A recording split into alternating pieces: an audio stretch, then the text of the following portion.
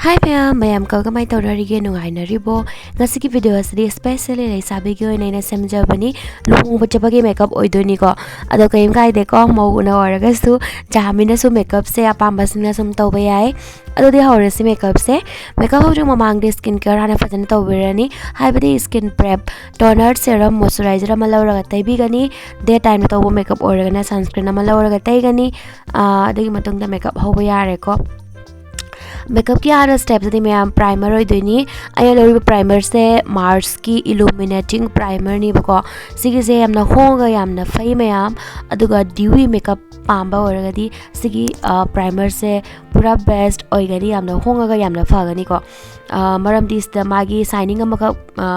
छितैर मतुंग दा हाइदे खोगी माइस दा ग्लो मला येबको अदो ग्लो दुसु अखोगी यामना चंकी ओइबा आर्टिफिशियल ग्लो दो मानदे बको नेचुरल मालगा लई मैम यामना फजै अदुगी मतुंग दा को पिसुम ये इने बगी से उचिक इसागे लेजरिबा पिसुम की सेप दा फॉलो तवरगा पिसुम दो एक पिरानी अदो मैम गा सिगी तो को आइना को इ पिसुम दी इसागे सुम याम लेबनिना को मैम अखोइना येनिंग बा पिनिंग बा सेप दो पिबा यादेबा को मरमदी पिसुम दो खरा हाइदि इसागे याउजबनिना हाइदारे को अदो पिसुम याउदबा मिसिंग गिदि मैम फना नुंगारमगनि को पिनिंग ममोंग दम सेप पिबिरागा ओंदो एकपा यायबा को अदो आइना गसे की पिसुम से लेजरिबा सेप असदई को खतिता ओंदोक पिदुनिया बको मतोन जे समाइने पिसुम देगी कतंग कोंचलकपनि अब कोंधरकपनि हाइदारेको अदुगी दोय खरा तिंगनदुइनि अब को खरा स्ट्रेट ओना थमदुइनि मतोन लोमसे अदो मैम कंसीलर म लौरगा इस्माना ककना खोना खर सेमबिरे आइना पामा सेप अदुदा दुम थम्मे अब को अदो याम का हेलदि सेमतोकपा यारोय मरम दे पिसुम तो हौना लैबनिना को हौजिक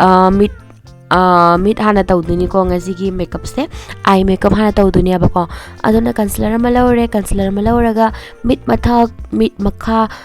डार्क सर्कल लेबा एरिया सिंग दो को लोइना फजन तैरानी तैरगा ब्रश म लौरे ब्लेंडिंग ब्रश म लौरगा फजन अमुका ब्लेंड तौबिरानी मैम पिसुम येकपदा सोगी खोटकी बे याउद्रने अदो कयम की बिरुनु अब को कंसीलर म लौरगा सुम कथा कथकना सुम सेम याबनि बको अदो अदुगी मतुंगदा को कॉम्पैक्ट अमा लौरगा ये हौजिक सेट तौबिगरे हौजिक आई लोगिबो कॉम्पैक्ट तो कैनोगिनी मेबलिन फिट मी की कॉम्पैक्ट ने बको अदुगा आईब्रो पाउडर न को स्विस ब्यूटी की आईब्रो किट नि हौजिक आई लौरिबा आइसडोसना SFR प्रोफेशनल आइसडो ना हायबको अदो सिगी से मैम आदि थाइना की ब्रांड नमनी हाइदारेको सुम फाबनी मैम होंगजु होंगाको माय प्राइस के हाइरगा सुम फै हाइदारेको प्राइस तुगा कंपेयर तौरगा को होगी याम हे का हेना फाबदी ओइदेको मैम ओके हाइदारेको हादि माय कलर सिंगजिगा को अफबसु हाय याम पिगमेंटेड ओबसु यावी अदुगा पिगमेंटेड अम तौदबा याम पाउडरी ओबसु यावी पाउडरी ओइबा दसदि मैम पिगमेंटेड ओइदबदु नुंगाइतेदना को तैरक मतमदा हादि अमता नपोयाबको अदुगा फजदेदना अदो येंगो मया सिनेगी मोबाइल की को प्रॉब्लम हाइबु आइना वीडियो से फजना नमना लेरागा को सुमाइना वीडियो सपोर्ट ओइदबसे हंदक आगी मोबाइल से सुमाइना प्रॉब्लम होयाबदुना याम नुंगाइते मैम सुमाइन तौना वीडियो के यामसु आइना को नम लोरगा वाना तौना नम नकोला लोरगा को सपोर्ट ओइरमदना कयामसु वीडियो लोबो यादना सुम कनो ओइखरे को कखरे को मयाम अदोनी ए हायरके बको अहानबदा गोइना सिमरी से अदो लौरे बको लौरगा तैरे क्रिस्लाइन की मनुंगदा अदो मतुंगदा पर्पल कलर म लौरगा क्रिस्लाइन अदुदा फजना ब्लेंड तौथोकचरे बको अदो तनी मैम हौजिक मिट मखादैना उठखिबा पिंक कलर दो लौरनी लौरगा स्माइना मिट मखादा मुक तैरानी सेकंड कलर सना अहानबदा पिंक नि को या तैगिदो मिट मखादा अदुगा हौजिक अदुगी मतुंग को डार्क कोई खरा पर्पल कलर लौरगा को मिट मखागे कॉर्नर रोम बता तैबको मिट हादि इनर रोम पुछनदबिदा हौजिक पर्पल कलर की ग्लिटर अस लौरनी लौरगा आईलिड अदुता ग्लिटर खरा हापिरमनी हौजिक पिंक कलर यामना लाइट ओबा पिंक कलर अमा लौरगा इनर कॉर्नर रोम दे हौरगा इनर थर्ड अदुबा उतंग को पिंक से हापिरमनी ꯑꯩꯈꯣꯏꯒꯤ ꯃꯤꯠꯁꯦ ꯌꯦꯡꯕ ꯃꯇꯝꯗ ꯌꯥꯝ ꯑꯍꯥꯕ ꯀꯂꯔ ꯑꯃꯇ ꯁꯤꯖꯤꯟꯅꯕ ꯇꯥꯔꯒꯗꯤ ꯃꯌꯥꯝ ꯀꯩꯅꯣ ꯑꯣꯏꯗꯅꯀꯣ ꯌꯦꯡꯕ ꯃꯇꯝꯗ ꯃꯤꯠꯇꯣ ꯈꯔ ꯈꯨꯖꯤꯜꯂꯒ ꯐꯖꯍꯟꯗꯦꯗꯅꯀꯣ ꯑꯗꯨꯅ ꯑꯩꯅ ꯏꯅꯔꯣꯝꯗ ꯈꯔ ꯂꯥꯏꯠ ꯑꯣꯏꯕ ꯀꯂꯔ ꯁꯤꯖꯤꯟꯅꯕꯅꯤ ꯃꯤꯠ ꯑꯃꯗꯗꯤ ꯑꯩꯅ ꯒ꯭ꯂꯤꯇꯔ ꯍꯥꯞꯄꯦ ꯑꯗꯨꯒ ꯃꯤꯠ ꯑꯃꯗ ꯍꯥꯞꯇ꯭ꯔꯤ ꯃꯌꯥꯝ ꯒ꯭ꯂꯤꯇꯔꯁꯦꯀꯣ ꯒ꯭ꯂꯤꯇꯔ ꯇꯩꯕ ꯂꯣꯏꯔꯒ ꯑꯥꯏꯂꯥꯏꯅꯔ ꯊꯥꯕꯁꯦ ꯅꯨꯡꯉꯥꯏꯇꯦꯕꯀꯣ ꯑꯗꯣ ꯑꯩ ꯇꯩꯁꯜꯂꯨꯔꯕꯅꯤꯅ ꯁꯨꯝ ꯀꯩꯅꯣ ꯇꯧꯔꯦ ꯊꯥꯔꯦ ꯁꯨꯃꯥꯏꯅ ꯑꯗꯨꯝ ꯋꯥꯁ ꯋꯥꯅ ꯇꯞꯄꯤꯅ ꯑꯥꯏꯂꯥꯏꯅꯔ ꯇꯩꯕ ꯃꯇꯝꯗ ꯃꯌꯥꯝ ꯑꯃꯨꯛꯇꯪꯗ ꯆꯥꯗꯅ ꯆꯤꯡꯕꯤꯒꯅꯨꯀꯣ ꯑꯍꯥꯟꯕ ꯇꯩꯔꯛꯄ ꯑꯣꯏꯔꯒꯗꯤ ꯑꯗꯣ ꯁꯨꯝ ꯊꯥꯏꯅꯗꯒꯤ ꯁꯨꯝ ꯀꯦꯔꯛꯄ ꯑꯦꯛꯁꯄꯤꯔꯤꯌꯦꯟꯁ ꯂꯩꯒꯕ ꯑꯣꯏꯔꯒꯗꯤ ꯁꯨꯝ ꯀꯩꯝ ꯀꯥꯏꯗꯕꯀꯣ ꯖꯥꯃꯥꯏꯅ ꯌꯦꯁꯨ ꯑꯗꯣ ꯑꯩꯅ ꯌꯥꯝꯅ ꯇꯞꯅ ꯇꯧꯅ ꯁꯨꯃꯥꯏꯅ ꯇꯧꯅ ꯎꯠꯆꯕꯅꯤ ꯑꯥꯏꯂꯥꯏꯅꯔꯁꯦ ꯀꯃꯥꯏꯅ ꯌꯦꯛꯀꯅꯤ ꯍꯥꯏꯅ ꯈꯖꯤꯛꯇꯪ ꯃꯄꯥꯟ ꯂꯝꯗ ꯁꯨꯃꯥꯏꯅ ꯇꯧꯅ ꯆꯤꯡꯒꯠꯄꯤꯅꯤ ꯌꯥꯝꯅ ꯍꯦꯟꯅꯗꯤ ꯀꯥ ꯍꯦꯟꯅꯗꯤ ꯆꯤꯡꯒꯠꯄꯤꯔꯣꯏꯕꯀꯣ ꯑꯩꯅ ꯍꯧꯖꯤꯛ ꯇꯧꯔꯤꯕ ꯁ꯭ꯇꯦꯞꯁꯤꯗ ꯃꯌꯥꯝ ꯑꯩꯈꯣꯏꯅ ꯑꯥꯏ ꯁꯦꯗꯣ ꯂꯧꯗꯣꯔꯤꯕ ꯕ꯭ꯔꯁ ꯑꯗꯣꯀꯣ ꯂꯧꯗ꯭ꯔꯤ ꯃꯃꯥꯡꯗꯀꯣ ꯁꯦꯇꯤꯡ ꯁ꯭ꯄ꯭ꯔꯦꯗ ꯈꯖꯤꯛꯇꯪ ꯆꯣꯊꯣꯛꯄꯤꯔꯒꯀꯣ ꯑꯥꯏ ꯁꯦꯗꯣꯗꯣ ꯂꯧꯕ ꯇꯥꯔꯒꯗꯤ ꯑꯩꯈꯣꯏꯒꯤ ꯌꯥꯝꯅ ꯍꯦꯟꯅ ꯄꯥꯎꯗꯔꯤ ꯑꯣꯏꯕ ꯑꯥꯏ ꯁꯦꯗꯣ ꯄꯤꯒꯃꯦꯟꯇꯦꯠ ꯑꯣꯏꯗꯕꯗꯣꯀꯣ ꯈꯔ ꯁꯨꯝ ꯑꯣꯏ ꯍꯥꯏꯇꯥꯔꯦꯀꯣ ꯁꯤꯒꯤꯁꯦ ꯁꯨꯝ ꯇ꯭ꯔꯥꯏ ꯇꯧꯅ ꯌꯦꯡꯉꯨꯀꯣ ꯑꯗꯣ ꯇꯩꯕꯤꯔꯝꯃꯦ ꯃꯌꯥꯝ ꯏꯅꯔ ꯀꯣꯔꯅꯔ ꯀꯔꯤ ꯈꯛꯇ ꯍꯧꯖꯤꯛ ꯑꯩꯒꯤ ꯑꯥꯏ ꯃꯦꯀꯞꯁꯦ ꯍꯥꯏꯗꯤ ꯈꯖꯤꯛꯇꯪ ꯉꯥꯏꯔꯦꯕꯀꯣ ꯍꯧꯖꯤꯛ ꯑꯩ ꯀꯟꯁꯤꯂꯔ ꯑꯃ ꯂꯧꯔꯦ ꯀꯟꯁꯤꯂꯔ ꯑꯃ ꯂꯧꯔꯒ ꯗꯥꯛ ꯂꯩꯕ ꯃꯐꯝꯁꯤꯡꯗꯣ ꯂꯣꯏꯅ ꯀꯕꯔ ꯇꯧꯔꯅꯤ ꯃꯌꯥꯝ ꯑꯗꯨꯒ ꯕ꯭ꯔꯁ ꯑꯃ ꯂꯧꯔꯒ ꯍꯧꯖꯤꯛ ꯕ꯭ꯂꯦꯟ ꯇꯧꯕ ꯍꯧꯔꯅꯤ ꯃꯥꯏꯁꯦꯀꯣ ꯌꯥꯝꯅ ꯍꯦꯟꯅ ꯀꯥ ꯍꯦꯟꯅꯀꯣ ꯗꯥꯛ ꯗꯨꯛ ꯂꯩꯕ ꯑꯃ ꯑꯣꯏꯕ ꯇꯥꯔꯒꯗꯤ ꯀꯂꯔ ꯀꯔꯦꯛꯇꯔ ꯇꯧꯕꯤꯌꯨ ꯑꯗꯨꯒ ꯍꯦꯟꯅ ꯂꯩꯇꯕ ꯁꯨꯝ ꯈꯖꯤꯛ ꯈꯔꯥꯛꯀ ꯑꯣꯏꯔꯗꯤꯀꯣ ꯁꯨꯝ ꯀꯟꯁꯤꯂꯔꯅꯁꯨ ꯁꯨꯝ ꯀꯕꯔ ꯑꯣꯏꯈꯤꯕꯅꯦꯕꯀꯣ ꯑꯗꯣ ꯑꯗꯨꯒꯤ ꯃꯇꯨꯡꯗ ꯍꯧꯖꯤꯛ ꯐꯥꯎꯟꯗꯦꯁꯟ ꯑꯃ ꯂꯧꯔꯦ ꯑꯗꯣ ꯀꯟꯁꯤꯂꯔꯗꯣ ꯍꯥꯏꯍꯧꯗ꯭ꯔꯦ ꯃꯌꯥꯝ ꯑꯩꯅ ꯂꯧꯈ꯭ꯔꯤꯕ ꯀꯟꯁꯤꯂꯔꯗோ ꯃꯦꯕꯂꯤꯟ ꯐꯤꯠ ꯃꯤꯒꯤ ꯀꯟꯁꯤꯂꯔꯅꯤ 25 ꯃꯥꯒꯤ ꯅꯝꯕꯔꯗ ꯂꯥꯛꯄꯅꯦꯕꯀꯣ ꯑꯩꯒꯤ ꯁꯦꯠ ꯅꯝꯕꯔꯗꯨꯅ 25 ꯃꯦꯗꯤꯌꯝ ꯑꯗꯨꯒꯤ ꯃꯇꯨꯡꯗ ꯑꯩ ꯍꯧꯖꯤꯛ ꯃꯥꯔꯁꯀꯤ ꯕꯤꯕꯤ ꯀ꯭ꯔꯤꯝ ꯑꯗꯣ ꯂꯧꯔꯦ ꯃꯥꯔꯁꯀꯤ ꯕꯤꯕꯤ ꯀ꯭ꯔꯤꯝꯁꯦ ꯃꯌꯥꯝ ꯍꯣꯡꯉꯒ ꯌꯥꯝ ꯐꯕ ꯍꯥꯏꯇꯥꯔꯦꯀꯣ ꯑꯩꯈꯣꯏꯅ ꯁꯨꯝ ꯉꯥꯏꯍꯥꯛꯀ ꯁꯨꯝ ꯄꯨꯡ ꯑꯃꯅꯤꯒꯤ ꯁꯨꯝ ꯀꯦꯕ ꯈꯣꯠꯄ ꯃꯦꯀꯞꯇꯣ ꯑꯗꯨꯒꯗꯤ ꯁꯨꯝ ꯐꯩ ꯍꯥꯏꯇꯥꯔꯦꯀோ ꯑꯗꯨꯕꯨꯗꯤ ꯑꯗꯨꯝ ꯆꯠꯀꯅꯤꯕ ꯐꯥꯎꯟꯗꯦꯁꯟ ꯑꯁꯦ ꯑꯗꯣ ꯌꯥꯝ ꯀꯥ ꯍꯦꯟꯅ ꯁꯤꯁꯦ ꯍꯦꯟꯅ ꯐꯕꯗꯨꯗꯤ ꯑꯣꯏꯗ꯭ꯔꯦꯀꯣ ꯑꯗꯣ ꯃꯥꯒꯤ ꯄ꯭ꯔꯥꯏꯁꯇꯨꯒ ꯍꯥꯏꯔꯨꯔꯒꯗꯤ ꯌꯥꯝꯅ ꯐꯩ ꯍꯥꯏꯇꯥꯔꯦꯀꯣ ꯁꯤꯒꯤꯁꯦ 300 ꯇꯥꯗꯕ ꯐꯥꯎꯟꯗꯦꯁꯟꯅꯦꯕꯀꯣ ꯕꯤꯕꯤ ꯀ꯭ꯔꯤꯝꯅꯦꯕꯀꯣ ꯑꯗꯣ ꯐꯨꯜ ꯀቨꯔꯦꯖ ꯄꯤꯕꯤꯌꯦ ꯁꯤꯒꯤꯁꯦ ꯃꯌꯥꯝ ꯌꯦꯡꯉꯣ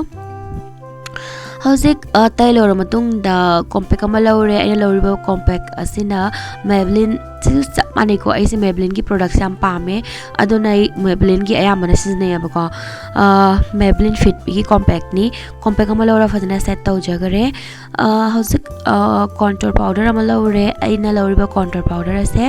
ꯀꯂꯔ ꯏꯁꯦꯟꯁꯀꯤꯅꯤ ꯁꯤꯒꯤꯁꯦ ꯂꯧꯔꯒ ꯅꯣꯁ ꯀꯣꯟꯇꯣꯔ ꯑꯃꯨꯛ ꯇꯧꯔꯅꯤ ꯑꯗꯣ ꯑꯩꯒꯤ ꯅꯥꯇꯣꯟꯗꯣ ꯈꯤꯇꯪ ꯐꯟꯕꯅꯤꯅꯀꯣ ꯁꯥꯏꯠ ꯔꯣꯝꯗꯁꯨ ꯑꯩꯅ ꯈꯔ ꯁꯨꯝ ꯀꯛꯄꯤꯔꯝꯃꯦ ꯑꯗꯨꯒ ꯑꯍꯥꯟꯕ ꯂꯧꯈꯤꯕ ꯕ꯭ꯔꯁꯇꯣ ꯑꯗꯨ ꯅꯠꯇꯕꯤꯗꯀꯣ ꯀ꯭ꯂꯤꯟ ꯕ꯭ꯔꯁ ꯑꯃ ꯂꯧꯔ ꯐꯖꯅ ꯑꯃꯨꯛꯀ ꯕ꯭ꯂꯦꯟ ꯇꯧꯊꯣꯛꯆꯔꯦ ꯍꯥꯔꯁ ꯂꯥꯏꯟ ꯌꯥꯝ ꯇꯧꯗꯅꯕ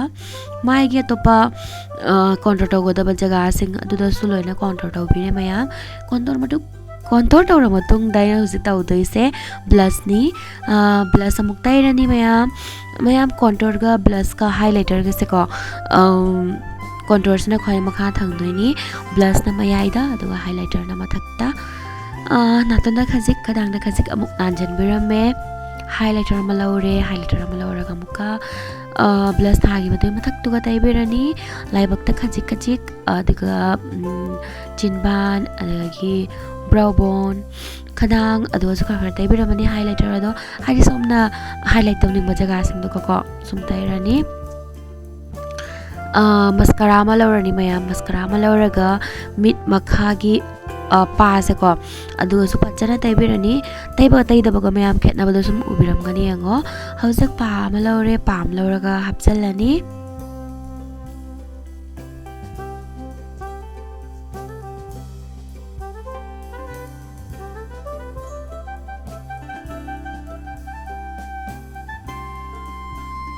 ꯄꯥ ꯍꯥꯞꯂꯣꯏꯔ ꯃꯇꯨꯡꯗ ꯃꯌꯥꯝ ꯑꯁꯨꯃꯥꯏꯅ ꯈꯨꯠꯅꯀꯣ ꯁꯨꯝ ꯈꯔ ꯁꯦꯝꯕꯤꯔꯝꯃꯣ ꯄꯥꯗꯣ ꯄ꯭ꯔꯦꯁ ꯇꯧꯕꯤꯔꯝꯃꯣ ꯍꯧꯖꯤꯛ ꯑꯩꯅ ꯂꯧꯔꯤꯕꯁꯦ pink ꯀꯂꯔꯒꯤ kainoni habako sigisene lip and eye pencil ni Mars ki sinaba yamna nungai mayam sigise do mitta sum thaba yabako aduga lipstick ona sum sizinaba yabako sigise ado same hoji ki pencil aina eye pencil ni yekibado aduga lawrani lip ki boundary to fadana yek tok charani adugi matung da ko sum lipstick oina ina ahan bagi se layer ma tairani abako adugi matung da ko atopa lipstick color ama lawraga yansan doini aba hauji kana lawriba lipstick se sigise blue heaven gi lipstick ni asigi lawraga khara chamtak toba color tai bagi maram de mayam aina ko mitche kara hana tawgi banina mitchu ha chinju ha loina tawradi yeng matam da phajade ba ko over male ba aduna lip se kara ina chamna thambani setting spray ma lawrani setting spray ma lawra chairani hojai lawriba se NYB ki lip gloss ni lip gloss lawraga lip gloss amuk tairani kara sumaina ko ngasigi hadi lips se ko kara matte thamning da ba kara satin finish thamning ba aduna lip gloss ama lawraga taire sum lip gloss te ba pamraga di matte oina sum ko liquid ona sum sina ba yagani ado sinima ngasigi final look ado age makeup simayam phajadabara pambra pamdabara comment haibiramo ado ena ngangbuda mayam sorry ikhange ko mayam ado ena ngangbuda sorry sumayam ngakpiu sini mayam ngasigi video se karigumba gi makeup se pamba taragadi ege video su like to biramo chalo ko like to dana chakanu aduga no ba age channel asta lakporana subscribe to biramo mathang karamba makeup pamena haibudu sumayam comment biramo ado mayam ngasigi video se matang asta sumle sanjorage ngasigi mayam bye bye